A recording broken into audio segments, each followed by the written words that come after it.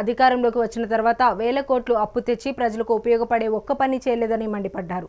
CM Revanth అప్పులపై చేసిన వ్యాఖ్యలను కవిత ఖండించారు. తెలంగాణ పరువు తీస్తున్నారని ఎద్దేవా చేశారు. తప్పుడు హామీలతో అధికారంలోకి వచ్చిన కాంగ్రెస్ ప్రభుత్వం 1,80,000 కోట్లు అప్పు చేసిందన్నారు. అయినా ఒక్క ప్రాజెక్టు కట్టలేదని, పూర్తిగా రైతు భరోసా ఇవ్వలేదని, మహిళలకు తులం బంగారం ఇవ్వలేదని, పెన్షన్లు పెంచలేదని ఆరోపించారు.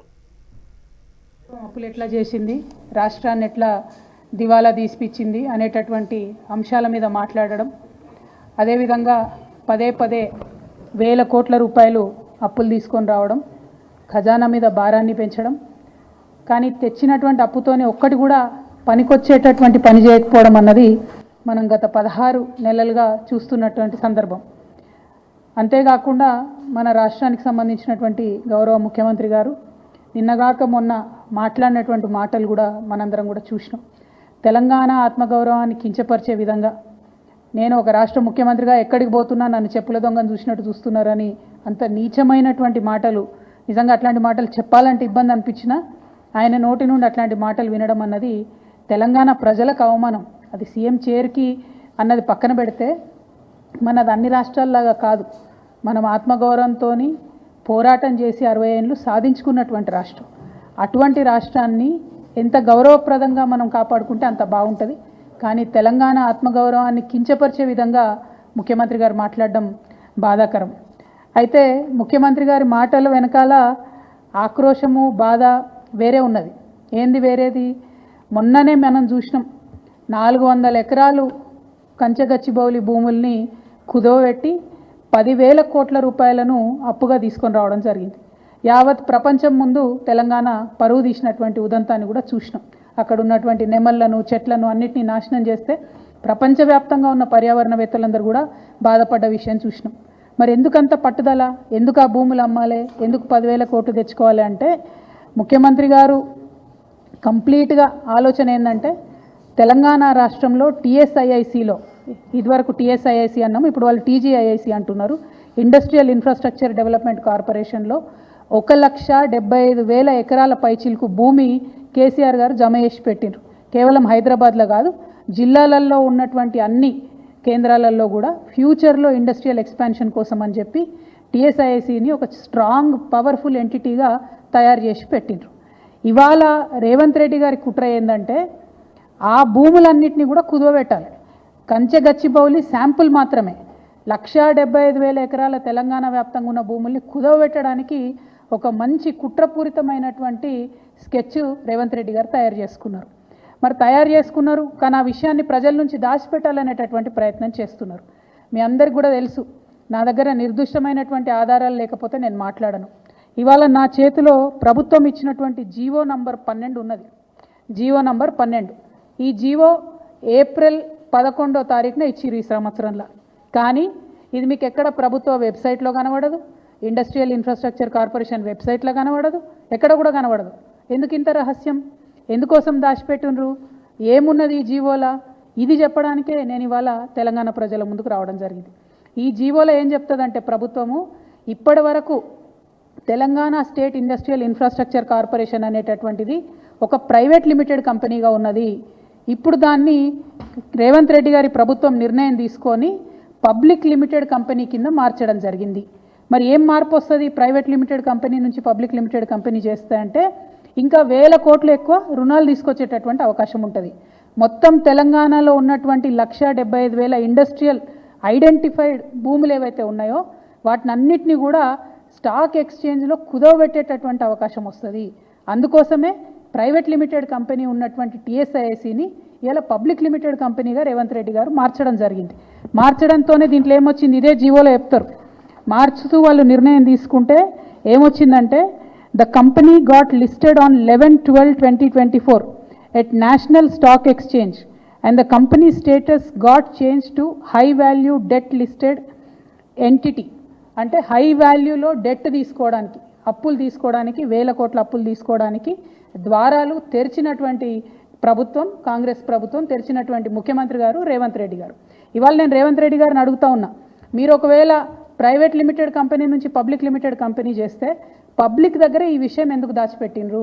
నెల రోజులైతే ఈ విషయాన్ని, ఈ జీవోను ఎందుకు మీరు వెబ్సైట్లో పెడతలేరు, ఎందుకు మీరు ఎక్కడ సమావేశాల్లో చెప్తలేరు? ఒకవేళ ఈ మార్పు చేయడానికి private limited to public limited చేయడానికి మీరేమైనా నిపుణుల కమిటీ వేసిండ్రా? ఎందుకోసం తెలంగాణ భూములన్నీ తీసుకుపోయి స్టాక్ ఎక్స్చేంజ్లో కుదవబెడుతున్నారు? స్టాక్ ఎక్స్చేంజ్ మన చేతిలో ఉంటుందా? దానిలో ఒకసారి లాభాలు రావచ్చు, ఒకసారి నష్టాలు రావచ్చు.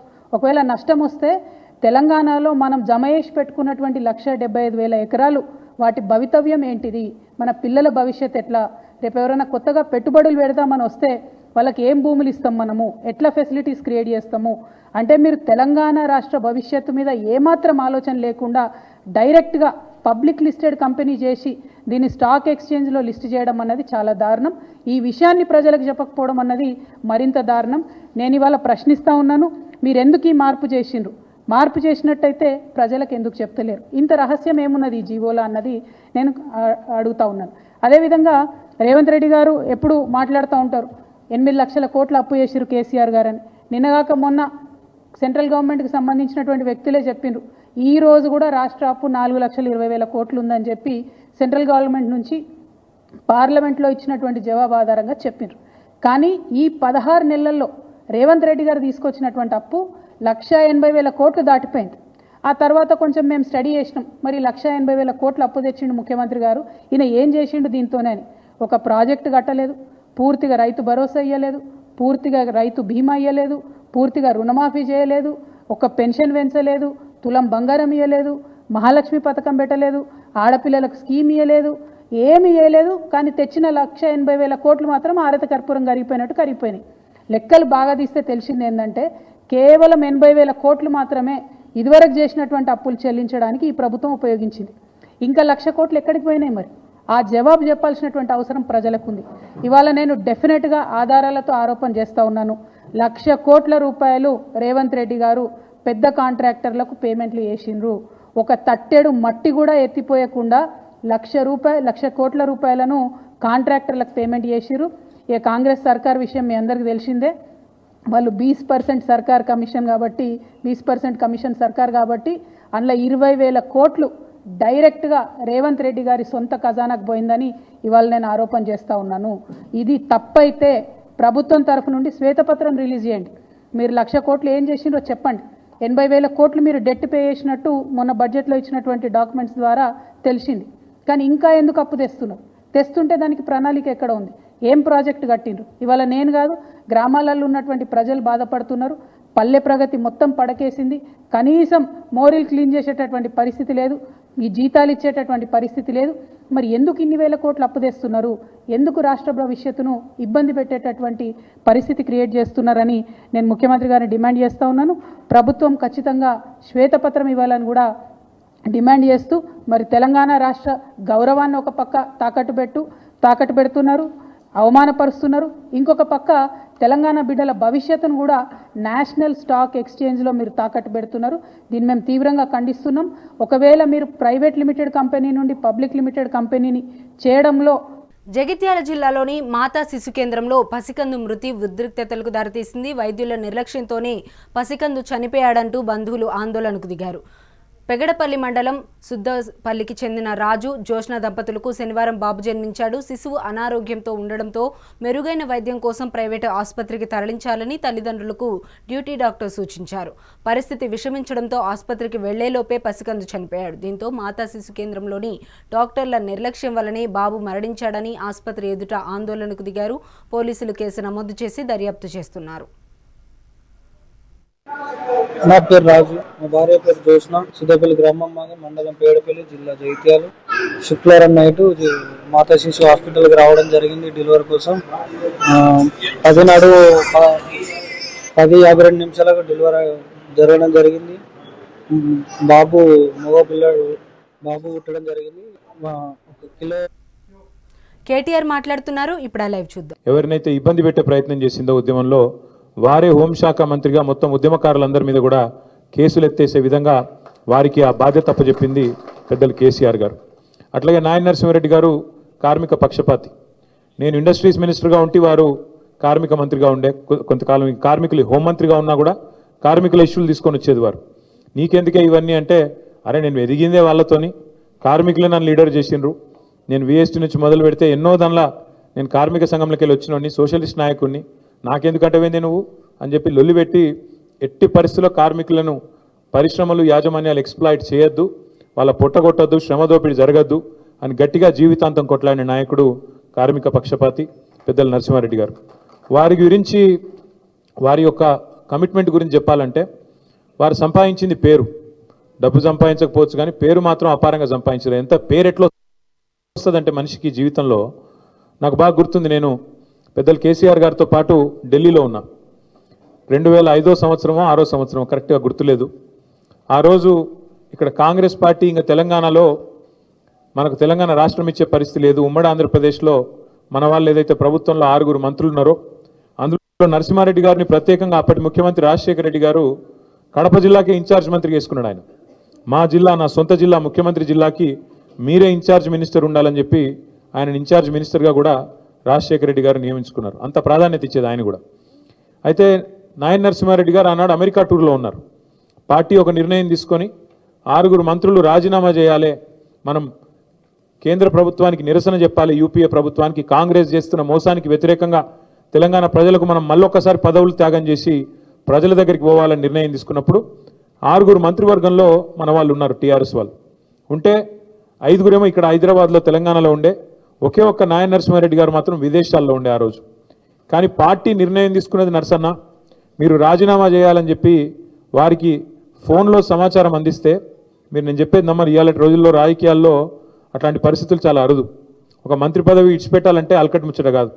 అట్లాంటిది నరసింహారెడ్డి గారు అక్కడ, మనం ఇక్కడ అర్ధరాత్రి ఫోన్ చేస్తే సొంత దస్తూరితోని, ఆడ అది కూడా లేకుండా, కంప్యూటర్ లేకుండా, ఇంకోటి లేకుండా, సొంత దస్తూరితో తెలుగులో నేను నా మంత్రి పదవికి రాజీనామా చేస్తున్నా అని స్వదస్తూరితో చేతిరాతతో రాసి ఎక్కడికి పంపించాలి నేనని చెప్పి ఆ హోటల్లో ఫ్యాక్స్ మెషిన్ ఉంటే ఆ ఫ్యాక్స్ మెషిన్ పట్టుకొని రాజ్భవన్కు, ముఖ్యమంత్రికి ఇద్దరికి వెంటనే ఫ్యాక్స్ చేసి మన పార్టీ ఆఫీస్కి ఇంకొక కాపీ ఫ్యాక్స్ చేసి, అన్నా నువ్వు చెప్పినావు, కేసీఆర్ గారికి ఫోన్ చేసి అన్నా నువ్వు చెప్పినావు, ఇగో నేను 5 నిమిషాల్లో రాజీనామా చేసిన అని చెప్పి అమెరికాలో ఉంటే కూడా వెంటనే 5 సెకండ్లు కూడా ఆలోచించకుండా మంత్రి పదవిని అట్లా తీసి పారేసిండు నాయన నరసింహారెడ్డి గారు. అంటే అంత గొప్ప వ్యక్తి. సోషలిస్ట్ ఉద్యమంలో, కార్మిక ఉద్యమంలో, తెలంగాణ ఉద్యమంలో ఒక ఉద్యమ నాయకుడిగా, ఒక ఉద్యమ బిడ్డగా ఎదిగిన వ్యక్తి నాయన నరసింహారెడ్డి గారు. ఆనాడు 2001 సంవత్సరంలో పార్టీ పెట్టిన తర్వాత హైదరాబాద్లో మేయర్ ఎన్నికలు కొట్లాడాలన్నప్పుడు, జిహెచ్ఎంసీ కార్పొరేషన్ ఎన్నిక కొట్లాడాలన్నప్పుడు నేనున్నా కదా మీకు ఎందుకు అని చెప్పి ముందుకు వచ్చి పెద్దలు కేసీఆర్ గారికి ఆ రోజు మేయర్ అభ్యర్థిగా కూడా నిలబడి, ఆ రోజు ఇంకా మన పార్టీ ఇక్కడ బలంగా లేదు హైదరాబాద్లో, కానీ ఆ ప్రతికూల పరిస్థితిలో కూడా నేనున్నాను ముందుకొచ్చిన నాయకుడు నరసింహారెడ్డి గారు. ఎందుకంటే జీవితంలో జయాలు, అపజయాలు, ఎదురు దెబ్బలు ఎన్ని తగిలినా ధీరోదాత్తంగా నిలబడాలి, ముంగటి కోతనే ఉండాలి అనే ఒక సిద్ధాంతాన్ని నమ్మిన నాయకుడు. ఎత్తుకున్న జెండాను దించకుండా మరి మరణించేదాకా కొట్లాడిన నాయకుడు. కేసీఆర్ గారికి ఒక అన్నగా, నరసన్నగా కేసీఆర్ గారు ఎప్పుడు పిలుచుకునేది. ఎక్కడనో నరసన్న అంటే ఆయన వచ్చి ధైర్యం చెప్పే మాటలు, అట్లా కాదన్నా ఇట్లా మస్తుగా చూసినాం, ఇవన్నీ జరుగుతూనే ఉంటాయి, ఎప్పటికప్పుడు ధైర్యం చెప్పేది. అట్లా ఎన్నో గొప్ప అనుభవాలు పెద్దలు కేసీఆర్ గారికి, వారికి ఒక సొంత అన్నదమ్ముల మాదిరిగా కలిసిమెలిసి ఉన్న పరిస్థితి. ఇవాళ వారు మన మధ్యన లేకపోవడం బాధాకరమైన విషయం అయినప్పటికీ, మరి వారి పేరున మనము ఏదైతే ఆర్టీసీ ఎక్స్ రోడ్లో ఒక బ్రహ్మాండమైన స్టీల్ బ్రిడ్జ్ కట్టుకున్నామో, కేసీఆర్ గారే చెప్పారు స్వయంగా, ఖచ్చితంగా దానికి నాయన నరసింహారెడ్డి గారి పేరు పెట్టండి అని చెప్పి ఆ బ్రిడ్జికి కూడా పెట్టుకొని వారి పేరు ముషీరాబాద్ నియోజకవర్గంలో కానీ హైదరాబాద్ ప్రజలకు కానీ శాశ్వతంగా గుర్తుండిపోయే విధంగా ఒక ఉక్కు మనిషికి ఉక్కు బ్రిడ్జి ఆయన పేరు పెట్టడం సముచితంగా ఉంటుందని చెప్పి ఆ స్టీల్ బ్రిడ్జికి కూడా వారి పేరు పెట్టుకున్నాం. అట్లాగే వారి కుటుంబానికి కూడా పార్టీ ఖచ్చితంగా అండగా ఉంటుంది. వారు దేవేందర్ రెడ్డి గారు కానీ, శ్రీనివాస్ రెడ్డి గారు కానీ, వారి కుటుంబ సభ్యులు కానీ కరోనా సమయంలో ఎంత ఇబ్బంది పడ్డారో, ఎంత తల్లడిల్లినారో మా అందరికీ కూడా తెలుసు. ఆరోగ్యపరమైన సమస్యలు, నరసింహారెడ్డి గారు వారి సతీమణి వరుసగా మరి ఇబ్బందులు పాలు కావడం, ఇవన్నీ కూడా ఆ కుటుంబాన్ని కొంత మనోవేదనకు గురి చేసినాయి. కానీ తప్పకుండా ఒక సోదరుడిలాగా దేవేందర్ రెడ్డి గారికి, శ్రీనివాస్ రెడ్డి గారికి అండగా ఉంటాం. నరసన్న ఆత్మ శాంతికై, కార్మికుల అభ్యున్నతికై, తెలంగాణ అభివృద్ధికై అందరం కూడా మనస్ఫూర్తిగా పాటుపడతాం. కలిసికట్టుగా వారికి కల్పించే నివాళి మనం అదే అవుతుందనే విషయం కూడా తెలియజేస్తూ, వారి సోదరుడు కేసీఆర్ గారు మళ్ళీ తిరిగి తప్పకుండా తెలంగాణ ముఖ్యమంత్రి అయ్యేదాకా మనందరం మళ్ళీ ఎక్కడ వాళ్ళం అక్కడ మన స్థాయిలో శాయశక్తులా కష్టపడదామని చెప్పి మళ్ళొకసారి మీ అందరికి కూడా విజ్ఞప్తి చేస్తూ, మరి వారి కుటుంబానికి అండగా ఉంటామని మరొకసారి ఒక్కానిస్తూ మళ్ళీ పేరు పేరున అందరికీ నమస్కారం. నాయన నరసింహారెడ్డి గారికి జోహార్ నాయన్ నరసింహారెడ్డి గారు. Thank you. తెలుగు రాష్ట్రాల్లో ఎండలు మండిపోతున్నాయి. తెలంగాణలో వడదెబ్బతో 4 చనిపోయారు. ములుగు జిల్లా మంగపేట మండలం వాగొడ్డుగూడెం గ్రామానికి చెందిన బడుగుల పిచ్చయ్య వడదెబ్బతో మృతి చెందారు. ఖమ్మం జిల్లా కారేపల్లి మండలం పొలంపల్లికి చెందిన పొడుగు శేషగిరి, కొమరంభీం జిల్లా పెంచికల్పేట్ మండలం కొండపల్లి గ్రామానికి చెందిన మానేపల్లి గొంతయ్య, మెదక్ జిల్లా మాసాయిపేట మండలం పోతంపల్లి గ్రామానికి చెందిన దుర్గం బాలయ్య వడదెబ్బతో మృత్యువాత పడ్డారు. విశాఖలో ఎండలు దంచి కొడుతున్నాయి. ఉదయం నుంచే భానుడు భగభగ మండిపోతున్నాడు. మధ్యాహ్నం సమయంలో బయటికి వెళ్తే చెమటలు కక్కిస్తున్నాడు. రోజు రోజుకు ఉష్ణోగ్రతలు క్రమంగా పెరిగిపోతున్నాయి. ఈ నేపథ్యంలో ప్రజలు అప్రమత్తంగా ఉండాలని వైద్యులు చెబుతున్నారు. దీనిపై మరింత సమాచారం మా ఉత్తరాంధ్ర రీజనల్ కోఆర్డినేటర్ దుర్గా ప్రసాద్ అందిస్తారు. ఎండలు మండిపోతున్నాయి. పగటిపూట ఉష్ణోగ్రతలు క్రమేపీ రోజు రోజుకు పెరుగుతున్నాయి. నిన్న ఏపీలో తిరుపతి రేణిగుంటలో 41.7 డిగ్రీలు నమోదైంది. అయితే అటు విజయనగరం ప్రధానంగా ఉత్తరాంధ్ర కూడా 41 డిగ్రీల వరకు నమోదైంది. ప్రస్తుతం నిత్యం రద్దీగా ఉండే విశాఖ ఆర్కే బీచ్ కూడా వెలబలబోతుందని మనం చెప్పుకోవచ్చు. ఏదైతే ఎండ తాకిడికి ఉదయాన్నే బాలుడు తన ప్రతాపాన్ని చూపిస్తున్నాడు. ఆదివారం పూట నిత్యం జనరల్గానే ఆ బీచ్కి ఎక్కువగా ఆ ప్రజల తాకిడి ఉంటుంది, సందర్శకులు తాకిడి ఉంటుంది. పర్యాటకులు ఎవరు వచ్చినా ఖచ్చితంగా ఆర్కే బీచ్లో సేదతీరుతూ ఉంటారు. అది మరోవైపు ఎండల నుంచి ఉపశమనం పొందేందుకు కూడా బీచ్కి ఆ పబ్లిక్ రావడం కూడా జరుగుతుంది. అయితే ఈరోజు ప్రధానంగా ఉత్తరాంధ్రలో ఉదయాన్నే బాలుడు తన ప్రతాపాన్ని చూపిస్తున్న నేపథ్యంలో ప్రజలెవరు కూడా బీచ్ కూడా రాని పరిస్థితి. మరోవైపు వడగాల్పులు కూడా వీచే అవకాశం ఉన్న నేపథ్యంలో ఎవరు కూడా బయటికి రావడానికి కూడా ఆలోచించాల్సిన పరిస్థితి కూడా కనిపిస్తుంది. అయితే వాతావరణ శాఖ అధికారులు తెలియజేసిన ప్రకారంగా రోజు రోజుకి ఎండల తీవ్రత పెరుగుతామని చెప్పుకోవచ్చు. ఆదివారం అయితే ఈరోజు రాష్ట్రంలో పలు ప్రాంతాల్లో 41 డిగ్రీల నుంచి 43 డిగ్రీల వరకు కూడా ఉష్ణోగ్రతలు నమోదయ్యే అవకాశం ఉందని వాతావరణ శాఖ ఇప్పటికే హెచ్చరించింది. మరోవైపు 81 మండలాల్లో వడగాల్పుల ప్రభావం ఉంటుందని కూడా పేర్కొంది. అయితే నిన్న శనివారం తిరుపతి జిల్లా రేణిగుంటలో 41.7 డిగ్రీలు ఉష్ణోగ్రత, మరోవైపు విజయనగరంలో 41.1 డిగ్రీలు, అదేవిధంగా తూర్పుగోదావరి జిల్లాలో కూడా మురుమండలో 41 డిగ్రీలు కూడా ఉష్ణోగ్రతలు నమోదైనట్టు వాతావరణ శాఖ అధికారులు తెలియజేశారు. మరోవైపు అన్నమయ్య జిల్లా తంబాలగుంటలో కూడా 40 డిగ్రీల వరకు కూడా నమోదైంది. అయితే రోజు రోజుకి ఉష్ణోగ్రతలు క్రమేపీ పెరుగుతున్నాయి.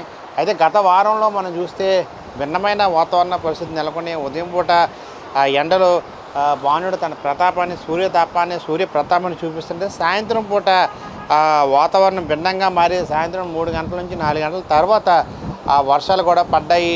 చాలా చోట్ల ఈ భిన్నమైన వాతావరణం రాష్ట్రం అంతా కూడా కనిపించింది. కానీ నిన్నటి నుంచి పూర్తిగా వాతావరణం మారిందని మనం చెప్పుకోవచ్చు.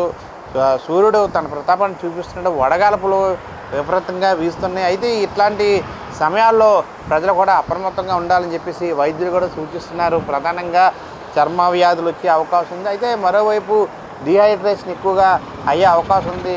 ఇట్లాంటి వారు డిహైడ్రేషన్ అవ్వకుండా ఎండ సమయంలో ప్రధానంగా నీడ పట్టున ఉండడం ఎంతగానో శ్రేయస్కరం చెప్పేసి కూడా డాక్టర్లు సూచిస్తున్నారు. ఎవరైతే డిహైడ్రేషన్ అయ్యారో వారికి మరలా యాక్టివేట్ అయ్యే విధంగా మంచినీరు తీసుకో విధంగా లేకపోతే ఓఆర్ఎస్ లాంటి ద్రవ పదార్థాలు తీసుకోవడం వల్ల మరలా వారికి ఆరోగ్యం కుదిరిపడే అవకాశం ఉంటుంది. డిహైడ్రేషన్ నుంచి నార్మల్ అయ్యే అవకాశం ఉంటుంది. కాబట్టి ఈ వేసవి ప్రతాపం రీత్యా ప్రజలు కూడా అప్రమత్తంగా ఉండాలి. ఉదయాన్నే 10 గంటల నుంచి సాయంత్రం 4 గంటల వరకు కూడా నీడ ప్రాంతంలో నీడ ఉండే చోట ఉండడం కూడా ఎంతగానో శ్రేయస్కరం చెప్పేసి కూడా మరోవైపు చూస్తున్నాం. అయితే మనం విజువల్స్లో చూస్తున్న ప్రకారంగా ఎండ వేడిని తట్టుకునేందుకు వడగాల్పులు విపరీతంగా వీస్తున్న నేపథ్యంలో ఆ చెవులు గుండా గాలి వెళ్తే ఆరోగ్య సమస్యలు వస్తాయని చెప్పేసి పూర్తిగా ఆ తల చుట్టూ కూడా ఆ సేఫ్టీగా రుమాలు చుట్టుకునే విజువల్ కూడా మనం చూడొచ్చు. మరోవైపు ఎండ నుంచి ఉపశమనం కోసం నల్ల కళ్ళజోళ్ళు కూడా పెట్టుకొని మరోవైపు అంబ్రెల్లా పెట్టుకొని ప్రజలు కూడా రోడ్డుపై రావడం జరుగుతుంది. అయితే ఇట్లాంటి సమయంలో కూడా ప్రజలు అప్రమత్తంగా ఉండాలి. వడగాల్పుల వల్ల అనారోగ్య సమస్యలు తలెత్తే అవకాశం ఉంది. ప్రధానంగా అటు గర్భిణీలు కావచ్చు, వృద్ధులు కావచ్చు,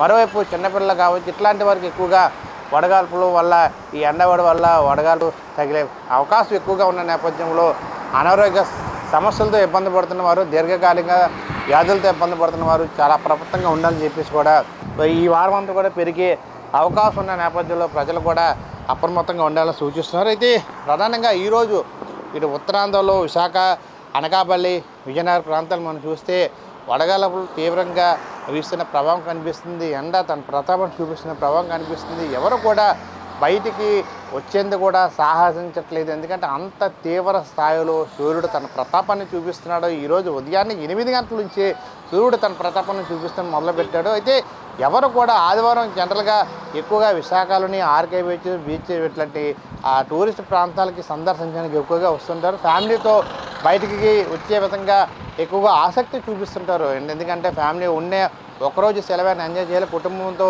స్పెండ్ చేయాలని చెప్పేసి ఎక్కువగా ఈ బీచ్ ప్రాంతంలో రావడం జరుగుతుంది. అయితే ఈరోజు వడగాల్పుల ప్రభావంతో ప్రధానంగా సూర్యుడు బీభత్సంగా తన ప్రతాపాన్ని చూపిస్తున్న నేపథ్యంలో ఎవరు కూడా సాహసించలేదని మనం ప్రధానంగా చెప్పవచ్చు. ఈ నేపథ్యంలో ఆర్కే బీచ్ ప్రధాన ప్రాంతం అంతా కూడా ఖాళీగా ఆ రోడ్లన్నీ దర్శనమిస్తున్నాయి. ఉదయం నుంచి మధ్యాహ్నం 2 ప్రాంతం వరకు కూడా ప్రధానంగా రోడ్లన్నీ కూడా ఖాళీగా దర్శనమిస్తున్నాయి. అంటే దాన్ని బట్టి మనం అర్థం చేసుకోవచ్చు ఏ విధంగా సూర్యుడు తన ప్రతాపాన్ని చూపిస్తున్నాడు, ఏ విధంగా వడగాల్పులో ప్రభావం ఉందన్నది దాన్ని బట్టి మనం కూడా ఆలోచించాల్సిన అవసరం ఉంది. ఈ నిమిత్తంలో ప్రజలు కూడా అప్రమత్తంగా ఉండాల్సిన అవసరం ఉంది. ఇట్లాంటి ఉష్ణోగ్రతలు రోజు రోజుకి క్రమేపీ పెరుగుతున్న నేపథ్యంలో మే 2వ వారం నుంచి కూడా ఉష్ణోగ్రతల్లో మార్పులు చోటు చేసుకుంటాం ఇటీవలే వాతావరణ శాఖ అధికారులు తెలియజేశారు. రాను రోజుకి 3 నుంచి 4 డిగ్రీల అదనపు ఉష్ణోగ్రతలు నమోదవుతాయని కూడా వాతావరణ శాఖ అధికారులు తెలియజేశారు. ఈ నేపథ్యంలో ప్రజలు కూడా అప్రమత్తంగా ఉండాలని ఐఎండీ కూడా సూచిస్తున్న నేపథ్యంలో ప్రజలు కూడా ఎవరు బయటికి రావడానికి కూడా ఆలోచించాల్సిన పరిస్థితి కూడా ఉందని చెప్పి కూడా మనం చూడొచ్చు. గణేష్ ప్రసాద్ మెగా9 టీవీ విశాఖ. రాష్ట్రంలో భద్రాద్రి కొత్తగూడెం జిల్లా దమ్మపేట మండలం నాగుపల్లి నల్లివారిగూడెం ఆదివాసీ గిరిజన గ్రామస్తులు ఆదివారం రోడ్డెక్కారు. పట్వారిగూడెం నుంచి సత్తుపల్లి రోడ్డుపై బైఠాయించారు. గ్రామ సమస్యలు తీర్చాలని రాస్తారోకో చేపట్టారు. గ్రామస్తులకు ఆదివాసీ హక్కుల పోరాట సమితి తుడుందెబ్బ నాయకులు మద్దతు తెలిపారు. ఎన్నో ఏళ్లుగా తమ గ్రామానికి రోడ్డు వేయడం లేదని మండిపడ్డారు. అధికారులకు ప్రజాప్రతినిధులకు ఎన్నిసార్లు విన్నవించుకున్నా పట్టించుకోవడం లేదని ఆరోపించారు.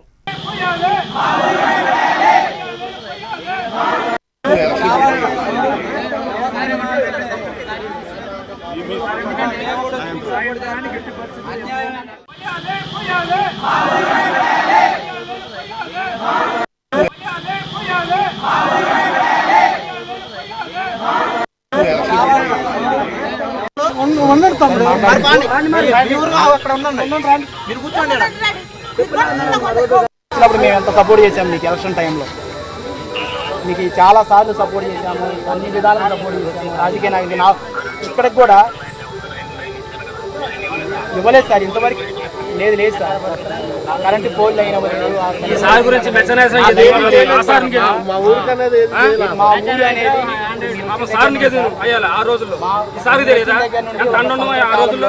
మా గ్రామంలో ఇంతవరకు ఏ ఒక్క పని అనేది కూడా నేనైతే గ్రామ కమిటీ అధ్యక్షుడిగా నేనైతే ప్రస్తుతానికి ఏమీ చేయలేను సార్.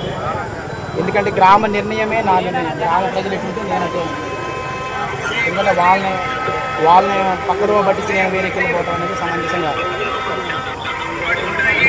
అవును సార్. అది మీరు ఈ ధర్నా అనేది విరమించాలంటే మీరు ఇక్కడికి వస్తేనే ఇది విరమించాలి. మాట చెప్తే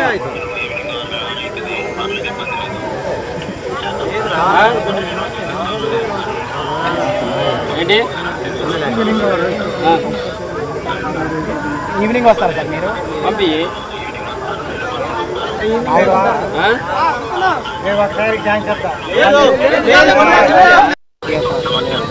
సార్. రోడ్డు సమస్య ఉంది. ఇంకోటి ఏంటంటే సెకండ్ వన్ ఇక్కడ నుండి మీకు మేము ఆల్రెడీ ఒకసారి కంప్లైంట్ ఇచ్చినాం, లెటర్ ఇచ్చినాం. స్ట్రీట్ లైట్స్ ఏదైతే ఉన్నాయో ఆ స్ట్రీట్ లైట్స్ కూడా ఏర్పాటు చేయాలని చెప్పేసి మీకు ఇచ్చినాం. అదొకటి ఉంది. గ్రామంలో డ్రైనేజీ సమస్య ఉంది సార్. డ్రైనేజీ కూడా మీకు లెటర్ రూపంలో చాలాసార్లు రాసిస్తున్నాం. వర్షం పడితే సిమెంట్ రోడ్డు పోసిన తర్వాత ఊళ్ళో వర్షం పడితే వర్షపు నీరు మొత్తం ఇళ్ళకే పోతుంది. ఇవన్నీ సమస్యలు మొత్తం మీకు ఆల్రెడీ మేము 2-3 టైమ్స్ కలవడం జరిగింది, మీకు లెటర్ ఇవ్వడం జరిగింది. చాలామంది ఇందిరమ్మ కమిటీ, నాగుపల్లి ఇందిరమ్మ కమిటీలు వేశారు. ఆ ఇందిరమ్మ కమిటీలో మా గ్రామం నుండి ఏ ఒక్క సభ్యుని కూడా సంప్రదించకుండా కమిటీలు వేశారు. మాకు తెలిసిన సమాచారం ప్రకారం మా గ్రామానికి కేవలం 3 ఇళ్ళు మాత్రమే వేయడం జరిగింది. ఆ 3 ఇళ్ళు కూడా 46 ఇళ్ళు శాంక్షన్ అయితే మా గ్రామానికి 3 ఇళ్ళు ఇచ్చి నాగుపల్లి గ్రామ పంచాయతీలో ఉన్నటువంటి ప్రతి ఒక్క ఇల్లు ఉన్న ప్రతి ఒక్కరికే మళ్ళీ ఇల్లు శాంక్షన్ చేయడం జరిగింది. ఆ లిస్టు మా దగ్గర కూడా ఉంది. ఇప్పుడు మేము ప్రెస్కి కూడా రిలీజ్ చేయబోతాం. ప్రెస్ కూడా రిలీజ్ అయిపోతున్నాం సార్. అది మాకు అదే రెడ్డిస్ కానీ కమ్మాస్ కానీ ఇంతమంది ఉంటే ఈ రోడ్డు ఇన్ని రోజులు ఆగిద్దా సార్? ఓన్లీ నాయకపోవడం మాత్రమే మేము అడగమని చెప్పేసి మేము పర్సనల్గా మిమ్మల్ని చాలాసార్లు రిక్వెస్ట్ చేసిన. ఆన్లైన్ ఇన్వెస్ట్మెంట్ ద్వారా డబ్బులు ఆర్జించవచ్చంటూ ఓ ప్రభుత్వ ఉద్యోగి మోసగించిన ఘటన కరీంనగర్లో చోటు చేసుకుంది. నగరంలోని సప్తగిరి కాలనీలో మెలుగూరి సురేష్ అనే వ్యక్తి ఇంటి ముందు బాధితులు ధర్నాకు దిగారు. సురేష్ పెద్దపల్లి జిల్లా విద్యుత్ శాఖలో పనిచేస్తున్నాడు. దాదాపు 40 కోట్లతో మోసం చేసి పరారైనట్లు బాధితులు చెబుతున్నారు. పలుమార్లు పోలీసులను ఆశ్రయించినా న్యాయం జరగలేదంటూ బాధితులు ఆవేదన వ్యక్తం చేస్తున్నారు. గత 3 ఏళ్లుగా సురేష్ ఆచూకీ వెతకాలంటూ పోలీసులను ప్రాధేయపడినా ఫలితం లేకుండా పోయిందన్నారు. వీలైనంత త్వరగా న్యాయం చేసి ఆదుకోవాలని బాధితులు కోరుతున్నారు. ఈరోజు మేము అందరం ఇక్కడ రావడానికి కారణం ఏంటి అంటే ములుగురు సురేష్ అనే వ్యక్తి ఈ ఇంట్లో ఉంటాడు. గత 3 సంవత్సరాల క్రితం అందరి దగ్గర ఇన్వెస్ట్మెంట్ ఆన్లైన్ బిజినెస్ కోసమని అందరి దగ్గర డబ్బులు తీసుకొని మాకు నెలకి ఇన్ని పర్సెంటేజ్ చొప్పున ఇస్తా అని చెప్పుకుంటా మాయమాటలు కళ్ళు కబుర్లు చెప్పేసి అందరి దగ్గర విపరీతమైన డబ్బులు లాగేసుకొని ఎస్కేప్ అయ్యిండు. ఇంతవరకు అతని ఆచూకీ కానీ ఏది కానీ దొరకడం లేదు. ఇంటి వాళ్ళని ఎన్నోసార్లు సంప్రదించినా కూడా వాళ్ళు ఎలాంటి స్పందన లేదు. మేము గతంలో కూడా కేసు పోలీస్ స్టేషన్కి వెళ్ళి ఫిర్యాదు చేయడం జరిగింది. అయినా కూడా పోలీస్ వాళ్ళ నుంచి కూడా ఎలాంటి స్పందన రాలేదు. మేము ఇక్కడికి వచ్చి మా ఆవేదన వ్యక్తం చేసుకుంటూ ఇక్కడ కూర్చోవడం జరిగింది. ఎన్ని రోజులైంది మీరు ఆన్లైన్ కలిసి? లాస్ట్ 3 years అయిపోయిందండి. ఎంత అమౌంట్ అది? ఇక అందరికి ఒక్కొక్కరి డిఫరెంట్ అమౌంట్లు ఉన్నాయి. అంటే మినిమం ఎంత స్టార్ట్ అయింది? ₹1,00,000 కలిగి మొదలు పెట్టుకుంటే 20 లక్షల దాకా కూడా పెట్టిన వాళ్ళు ఉన్నారు, 50 లక్షలు పెట్టిన వాళ్ళు కూడా ఉన్నారు. మీరు ఏం కొనుక్కుంటారు? ఏం కోరుకుంటాను మీరు? మేము అతని తీసుకొస్తే మేము అతని దగ్గర న్యాయం మా డబ్బులు మాకు తిరిగి వస్తే మాకు అదే సంతోషం అని కోరుకుంటున్నాం. మీ పేరేనా? నా పేరు నరేష్ బాబు. ఈరోజు మేము అందరం ఇక్కడ రావడానికి కారణం ఏంటి అంటే ములుగురు సురేష్ అనే మొగులూరు సురేష్ దగ్గర మేనేజర్గా పనిచేసుకుంటూ మా అందరి దగ్గర నందిని అనే ఆమె మా అందరి దగ్గర డబ్బులు తీసుకున్నది. నా స్వతహాగా నేను 20 లక్షలు నేను ఆమె చేతిలోనే పోసాను. కానీ ఇంతవరకు ఎలాంటి రెస్పాన్సిబిలిటీ లేదు. మేము పోలీస్ స్టేషన్లో ఎమ్మడి తిరుగుతున్నాము, సిపి దగ్గరికి వెళ్ళాము, ఎవరు కూడా మా బాధ పట్టించుకోవడం లేదు. అదే 2-3 years నుండి మేము తిరుగుతున్నాము ఇలా. ఏమంటున్నారు? నందిని అనే ఆమెనైతే అసలు ఇంతవరకు కాంటాక్ట్లోకి వస్తలేదు. వస్తే ఇష్టం ఉన్నట్టు తిడుతుంది మమ్మల్ని. సురేష్ ఇంటికి వెళ్ళి అడిగితే పోలీస్ వాళ్ళని పిలిపిస్తుంది, మమ్మల్ని పోలీస్ స్టేషన్లో కూర్చుండబెడుతుంది రోజుల తరబడి. అలా తిరుమల శ్రీవారిని సోమవారం తెల్లవారుజామున పలువురు ప్రముఖులు దర్శించుకున్నారు. శ్రీవారి దర్శనార్థం తిరుమల విచ్చేసిన రాష్ట్ర మంత్రులు అచ్చెన్నాయుడు, కొల్లు రవీంద్ర వేర్వేరుగా స్వామివారిని దర్శించుకున్నారు. స్వామివారి నైవేద్య విరామ సమయంలో స్వామి ఆశీస్సులు అందుకున్న వీరికి ఆలయ అధికారులు దర్శన ఏర్పాట్లను చేశారు. దర్శనానంతరం ఆలయంలోని రంగనాయకుల మండపంలో అర్చకులు వేదాశీర్వచనం అందించారు. అధికారులు స్వామివారి శేషవస్త్రంతో సత్కరించి తీర్థప్రసాదాలు అందజేశారు. ఈరోజు కలియుగ దైవం శ్రీ వెంకటేశ్వర స్వామి వారి దర్శనానికి సకుటుంబ సమేతంగా రావడం జరిగింది. స్వామివారి ఆశీర్వాదాలు అందరికీ ఉండాలని, ఆ భగవంతుని ఆశీర్వాదంతో రాష్ట్రం అంతా కూడా గౌరవ ముఖ్యమంత్రి చంద్రబాబు నాయుడు గారు చేస్తున్నటువంటి కృషి, ఈరోజు మరి అమరావతి నిర్మాణం కానీ, ముఖ్యంగా ఈ రాయలసీమ ఏరియాలో కూడా ముఖ్యమంత్రి గారు చాలా అభివృద్ధి కార్యక్రమాలకు శ్రీకారం చుడుతూ ఉన్నారు. అవన్నీ కూడా సఫలం కావాలి. ఏదైతే మనం ఇరిగేషన్ ప్రాజెక్టులకు సంబంధించి మన రాష్ట్రాన్ని సస్యశ్యామలం చేయడం కోసం పోలవరం బనకచెర్ల మరి ఈరోజు ఒక అద్భుతమైనటువంటి కార్యక్రమాన్ని శ్రీకారం చుడుతున్నారు. ఆ స్వామివారి ఆశీర్వచనాలతో అవన్నీ కూడా సఫలం కావాలని చెప్పి, తద్వారా రాష్ట్రం సస్యశ్యామలంగా ఉంటే పంటలతో అందరూ కూడా సుఖ సంతోషాలతో ఉంటారు. చాలా ప్రతిష్టాత్మకమైనటువంటి కార్యక్రమాలకి ఇవాళ గౌరవ ముఖ్యమంత్రి గారు శ్రీకారం చుడుతున్నారు. మొన్న ప్రధానమంత్రి నరేంద్ర మోడీ గారు కూడా వచ్చి రాజధాని నిర్మాణానికి. ఇవి ఇప్పటివరకు ఉన్న అప్డేట్స్. మరిన్ని అప్డేట్స్ కోసం చూస్తూనే ఉండండి మెగా 9.